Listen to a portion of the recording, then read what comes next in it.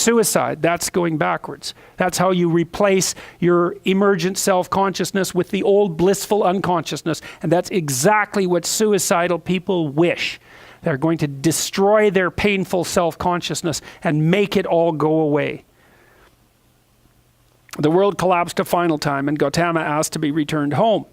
But the attendant had orders from the prince's father and took him instead to a festival of women occurring nearby in a grove in the woods.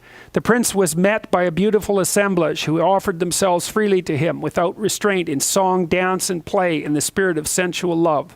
But Gautama could think only of death and the inevitable decomposition of beauty and took no pleasure in the display.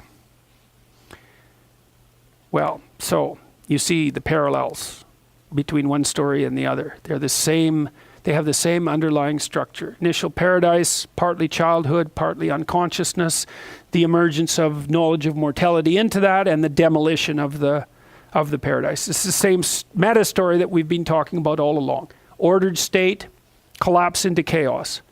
Well, the rest of the story is the return. Like in the Bible is actually set up that way. It's collapse into history, and then a movement upward. The question is, what's the movement upward? That's the question here. When the collapse is caused by knowledge of mortality and the emergence of self-consciousness and knowledge of death, is there any manner in which redemption can be attained? Or is that the final, like does that finally demolish you?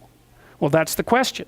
And it's the answer to that question that entire civilizations constantly pursue. And the question is, well, what is the answer? And part of the answer is identification with the spirit that generates order out of chaos.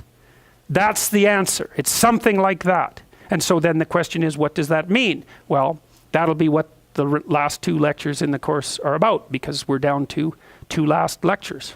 So, any questions? Does it make sense? More importantly, really, is there any way in which it doesn't make sense? Because these stories are not supposed to make sense, right? That's the theory, is that they're archaic superstitions or something like that.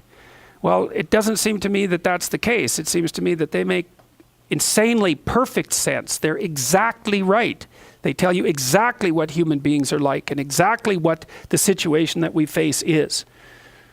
So then the question is, well, the diagnosis is made properly. Has the cure been properly identified? Well, that's what we'll discuss for the next 2 sessions.